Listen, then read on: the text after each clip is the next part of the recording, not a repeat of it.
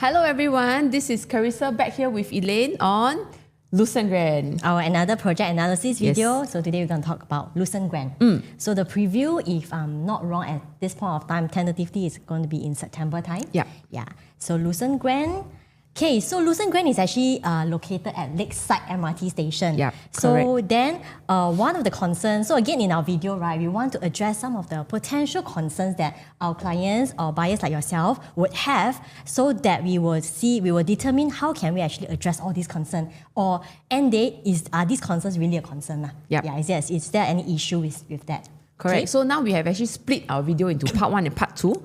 Yeah. So part 1 will be addressing some of the concerns that buyers have, and then part 2 will actually be the layout and the layout analysis. Yes, correct. Yeah. Okay, so first of all, for Lucerne Grand, we want to know how facing actually affects a project profitability. Because just now, as you mentioned, right, Lucerne Grand is actually located just next to Lakeside MRT station. Yes, so and then potentially a lot of the units might be facing the MRT. Correct, yes. So we want to know, if let's say today I were to consider, maybe from an investment point of view, I want to get something which is more attractively priced, and I want to get the MRT facing, is that going to be okay?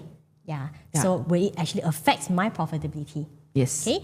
Then the next thing is that if let's say I really want to consider whether is it going to be the MRT facing or the non-MRT facing, right? What should be the price gap that I should be looking at? Yes. Yeah. And this time around, we actually did quite a few examples for you to better understand, in terms of this kind of projects, right? What should a price gap be? Something that is decent for us to consider. Right. Then last but not least, we have our future buyers and affordability gap. Yeah. Because very often when we get something, even if it's for own stay, we hope to be able to resell it. Exit lah. Yeah, exit easily in the future, right? So is there going to be this target audience which has the affordability to actually buy it from me? Yes. Are they upgraders, or are they people that are staying in the vicinity, or what kind of buyers profile or pool that we are looking at? Correct. All right, so let's get started. This is actually our contact. So please feel free to get in touch with us if you want to have more detailed analysis, because we are addressing the concerns as a general whole, but sometimes you may want to have a specific unit type or a specific facing or a specific price point or budget that you have, and you want to be able to know, is this going to be suitable for Lucerne Grand? Please feel free to get in touch with us. Yes. Okay? Okay, Right. so first concern. Yes. Will MRT noise affect the development's overall profit? Yeah. Yeah. So that means the MRT facing, will it actually affect the profit of this development? Yes. Because MRT noise, to be very honest, I think is very subjective. Yes. Of course, we'll be talking from, let's say, if I want to purchase something as a point of investment. But if it's for own stay, we always have our own preference. Yeah. Maybe some of us will be okay with the noise, right? Then we get something more attractively priced. But some of the buyers or some of us will definitely cannot be able to stand the noise. Yeah. So if that's the case, then of course is the price gap that we should be looking at later on. Then of course, in terms of investment, if let's say the MRT facing is actually priced very attractive, should we go for the MRT facing, or should we really consider the pool instead? Yeah. Yeah. So that's the concern, where it affect the overall profit. Yes. Okay, so this is a map to show exactly where is Lucerne Grand. So it's going to be over here where my pin location is. In terms of location, it's really very ideal because it's just right beside the MRT station. Yes, correct. Right? Just next to Lakeside MRT station. Okay, so in fact, for the past many years, I don't think we have anything that is really that close to MRT station. I mean, for new homes in the Jurong area. Correct. The last one was actually Jayden, right? Then after that, subsequently, we have some launches in the Lakeside, but they are not So close to the MRT station. Yes, correct. Yes. Yeah, so this is actually where we are exactly. And if you look at this, right, we also touch on the facing later on. This is actually the Jurong Lake. Yes. Yeah, so likely, potentially, some of the units over here may overlook the Yuan Ching Secondary School And then towards the lake, so that you actually get a nice unblocked lake view. Yeah, so of course this because we don't have the site plan yet. Yes. But if we were to compare the rest of the surrounding projects over here, definitely Lucerne Grand location is more ideal. Yep. Yeah, more potential to get the unblocked lake view. Yeah. So that means looking at how the other developments are placed, right? Likely, I think there will be three types of facing for this Lucerne Grand? Likely will be the MRT facing, which is facing towards here. Yeah. And then our MRT HDB facing. Yeah. And then likely will be, of course, we will definitely get pool facing. The interior, like Caspian, your interior, internal facing will be towards your own pool and facilities. Correct. Then, of course, the best will be, ideally, Towards we here. get something that is facing the lake. Yeah. So that means there's likely going to be 3 types of facing. 3 different facing. Okay, so because Lucerne Grand has 3 facings, right? So next, our examples in our next few slides, right, we will be showing other projects in other areas, the very good facing versus the not so good facing, or maybe the second tier facing. Yeah. What is actually their profit margin, or does it actually affect whether is it the very good facing, how it actually affects the not so good facing? Yeah. Okay? Yeah, so the first example that we're going to look into will be seaside residences. So seaside residences, right, there's actually 2 different kinds of facing. Towards here will be actually the non-sea facing. Yes. All right. Yep. Then, of course, for seaside residence, as you probably also know, right, The name itself tells everything, yes. We have the sea facing, Yes. which is actually this direction. Pool So and for- sea facing. Yes, correct. The pool is over here, so pool Yep. and sea facing. So this is actually, so in fact for seaside residents, like just now what you have mentioned, right? This is actually a premium facing versus a not too bad facing. Because the premium is the sea, definitely. Yes. And then in fact, if it's towards the non-sea facing, right, it's also overlooking some of the landed area. Yes, correct. So it's actually quite good facing as well. Yeah. Also unblocked lah, in a way. Yes, but of correct. course you don't get the prime because you are facing Premium, facing the sea. Because I suppose, not say I suppose, but a lot of buyers actually do like seaside residences for because the sea of the sea facing, Yeah. yes. Okay. Okay, so now we look at seaside residence. Now, seaside residence has actually, during April 2025, they set a record of 2520 for the sea facing. Now, if you look at the non-sea facing, in July 2025, they actually follow suit by 2,400 PSF. So that means it's not too far away. It's not like 2.5 and versus like maybe 2.3 or even 2.2. The gap is actually very close. Yes, correct. Then after that, maybe we can see shortly after what happens. So after that, when the non-sea facing was also transacted at Yes. 2.4, following very closely to the sea facing units, right? Yes. So what happened in September 2025, which is a few months later, the sea facing actually, the per square foot price increased to even 2,622 per square foot. They set another record. Yes, correct. So used to be a few months back it was 2.5, and then after that it became 2,622. So buyers are willing to pay $2,600 per square foot for the sea facing. Then now let us take a look at what happened to the non-sea facing.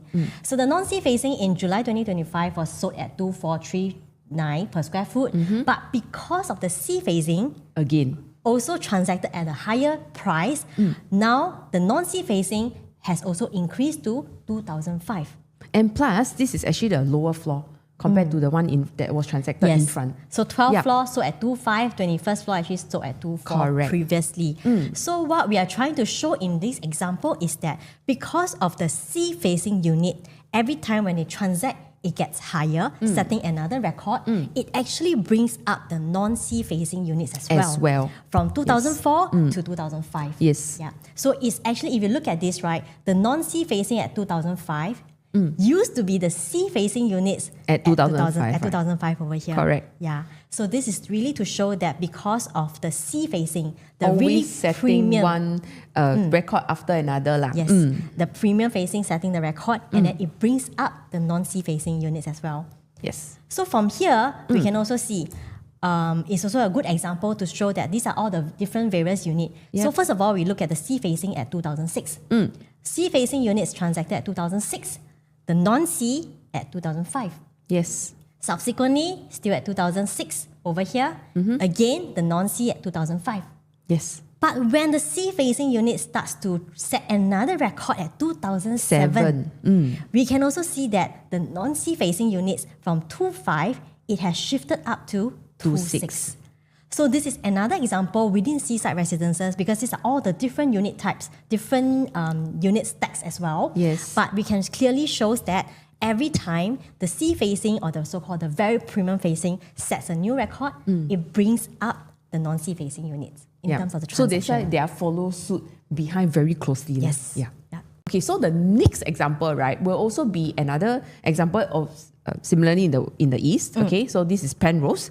Penrose, now we are comparing this expressway facing versus non-expressway, because for Penrose there's only two types of facing. One is the expressway, the other one is the facing the small road, I think, another development. So now we want to understand, just now we want to know whether it brings up the price. Yes. So expressway facing, does it bring down the price instead? Because and also this one is a good indication for Lucerne Grand because of the noise level lah. Yeah. Because over here it's talking about the expressway facing, but in Lucerne Grand it's towards the MRT facing, MRT noise. So we want to see from here whether the noise facing unit will actually bring down the rest of the OK facing units. Yeah.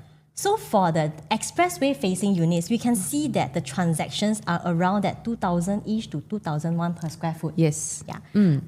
Then after that, for the non-expressway facing, right, there is actually a transaction at 2,275. So we can see the difference between expressway about 2,1, non-expressway 2,2. But because of this transaction at 2,275 per square foot, so now we want to know whether it bring down or bring up. Yes, correct. Right? So what happened after that? Yes. So we can see that because of that transactions, right, it actually brings up the expressway. It actually brings up the expressway facing units to also at 2,265 per square foot. So $10 difference. Yeah, it's just between that 2,275 and 2,265. Yep.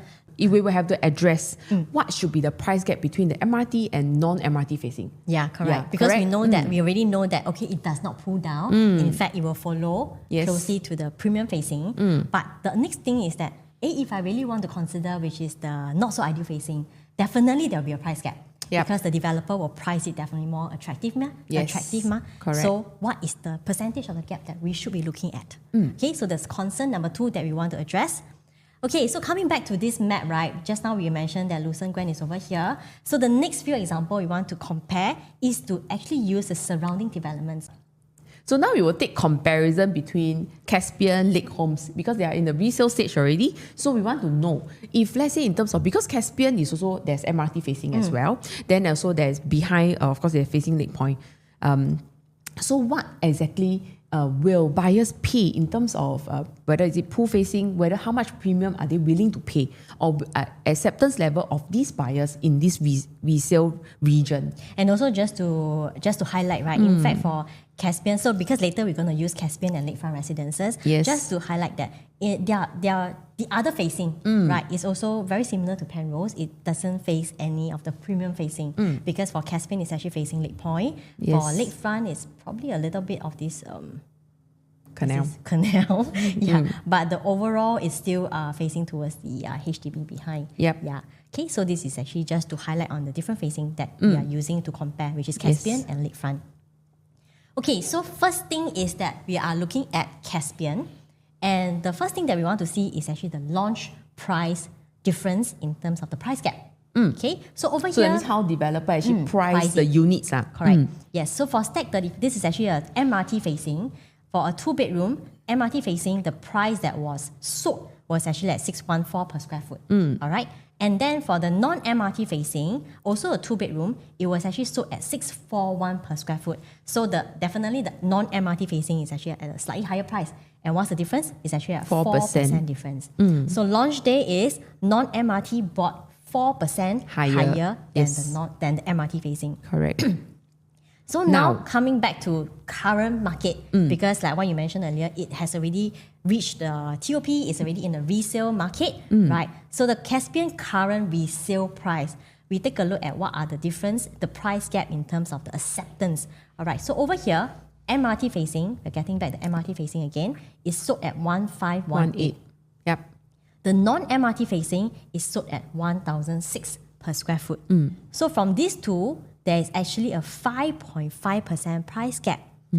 Meaning to say, buyers are willing to pay a 5.5% higher price for the non-MRT facing. Yes. So what exactly does this mean? What are the different kinds of numbers? Yeah, so that means 5.5, 4.4%. What exactly does it mean? Okay, so now we did a summary. We did a summary for the price gap between the MRT facing and the non-MRT facing again. So this is the Yes. So this is actually the launch day. Okay. MRT is 614, non-MRT is 641. There's At actually 4.4. a 4.4% difference. Current resale 1518 versus 1602 at 5.5. Okay, so what does all these numbers represent? Let's say we know that in the resale market, right, for Caspian, MRT facing versus non-MRT facing, people are willing to pay 5.5% more. Okay, this is the number we need to focus. Okay, if let's say we're looking at Lucerne Grand, if I'm looking at the MRT facing, then it's about 7 to 8% cheaper. Should I buy pool or should I buy MRT? MRT. I should definitely will buy MRT because it's 7 to 8% cheaper. When I know that the acceptance here for the resale market is 5.5. So if let's say it's maybe about 4%, of course then I will buy pool facing. Yeah. So the numbers may sound a bit confusing. In our next example, we will show you again. Okay, so then the next example will be for lakefront residences. So similarly, we look at the launch period. So over here, for the non-MRT facing, right, so these are all the launch day pricing. Again, start again. Okay. 3, 2, 1, start. So next we look at lakefront residences. Again, it's just beside Lucerne Grand. And this is actually the launch day pricing. For non-MRT, it's actually at 1144 per square foot. For the MRT facing, it's actually at 1071 per square foot.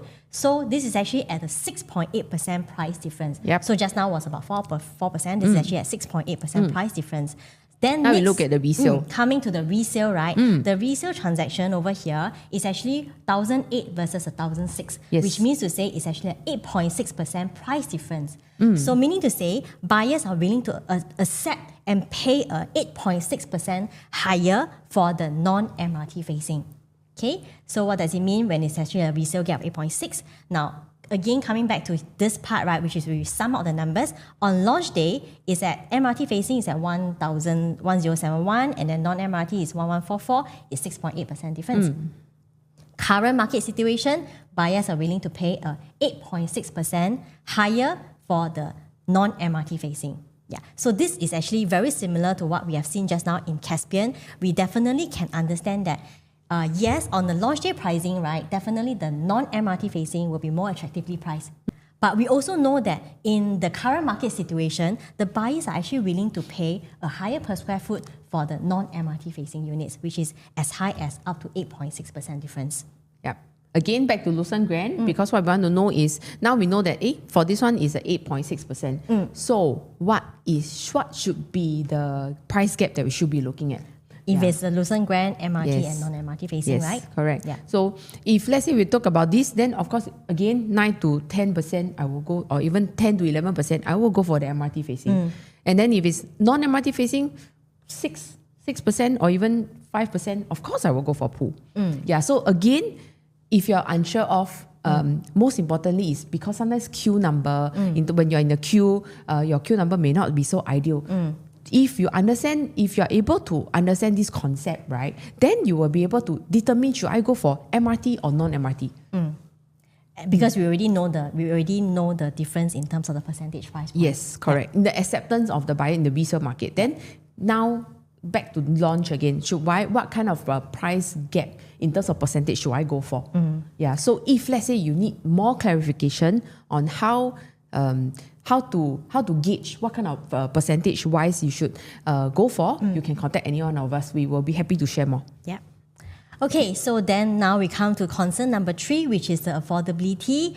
Okay, the thing is that just now, as you mentioned earlier part of the video, is that whenever we want to commit to a purchase, we also want to understand if next time in the resale market when I exit, will there be buyers looking to buy my unit? Yes. So that is the reason why we want to look at the affordability in this region. Because Jurong, a lot of people will think that it's naturally it's a HDB or even upgraders market. People want to buy upgrade because it's not like marina area. Like we were talking about like Jurong area. Are they HDB upgraders that will buy from me, or who are our potential buyers in the future? So before we even talk about the affordability gap, we want to know what is the upgraders buying power. Okay, so over here we actually did a filter. We can see that the BTO, which is the newer MOP, right, in 2022, 2023, right, the average pricing is around, the highest pricing is about 500 over 1,000. Over here is about 700 over 1,000. Yeah, so because this one is only 3 room. Yeah, so this one 5 rooms. Let's say talk about 5 room. 5 room is about 700 plus. Yeah. So it will be averagely about 600,000 thereabout for the about 4 to 5 room flat. Okay, so over here, because we don't have Lucerne Grand exact size yet, but we're using an estimate of 3 bedroom at 900 square feet. And we are using $2,400 per square foot. Because, as an indicative as a guess as of now, because we don't have the indicative yet. But because we know that for Lucerne Grand, the land price is at 1,001 each per square foot per plot ratio already. So in terms of the previous, if you compare to the previous land plot, definitely for Lucerne Grand, it is on the higher side. But of course, you're not forgetting for the subsequent ones, even in the outside core region area, it can actually, the land price is already up to 1,003, 1,004 per square foot. So if you come to see, right, if you come to this point, actually 1,001 may not be that expensive for Lucerne Grand. But just that, we want to understand the affordability over here. Yes. Okay. So for 900 square feet at $2,400 per square foot, the quantum is about 2.3 million. Your purchase price for a 3 bedroom.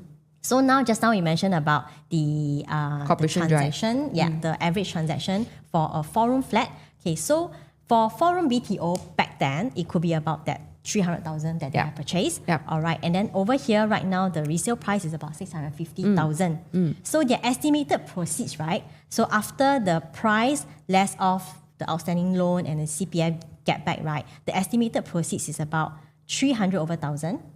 350,000 plus the initial down payment that they have paid for the using their BTO. CPF. The proceeds that they get back is about 500,000.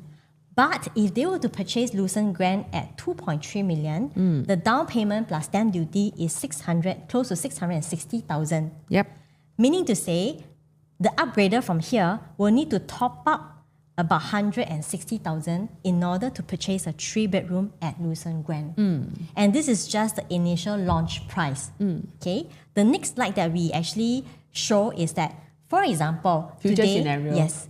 For example, today I buy at 2.3 million and I want to resell it at about 2.6 million, which is an estimate of about 300,000 gross profit, right? The down payment that needed plus stamp duty is 750,000. And just now we have shown that, right, for the estimated proceeds from a 4-room HDB upgrader, the proceeds is actually just at 500,000. Meaning to say, if they were to purchase from you as a Lucerne Grand first owner now, right, when you resell it, right, they need to top up 250,000.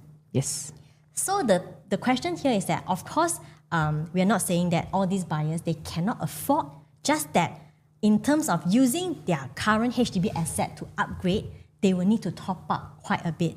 Actually, even for now, right, it's actually just now we mentioned about 150,000, 160,000. But in the future scenario, they need to top up 250,000. So whether or not this group of buyers, they are willing to top up this amount of money is question number 1. Or if not, they may actually explore other developments which is better fit their budget. So how much of this upgrader will actually come to Lucerne Grand? This is the question that this is a concern that we are actually something that we want to address. But I think what we want to know is, are only these buyers, is it? Are we only looking at these buyers? Are we only targeting at these buyers? Correct. So who really are the buyers in this area? So now we look at Jayden and Lake Garden because these are all the newer developments launched in this area. For Jayden, right, we can see that in terms of the buyer's profile, actually comes a lot from the private 60% from private. Then for Lake Gardens is 53%. So that means actually main pool of buyers are actually private owners than the HDB upgraders. They could be the private owners, maybe they are holding a older development and then they want to change to a newer development. So all these are actually private buyers who are already staying in a private residential address. So because we always have this perception that in Jurong naturally is upgraders because it's a mature estate with a lot of HDB.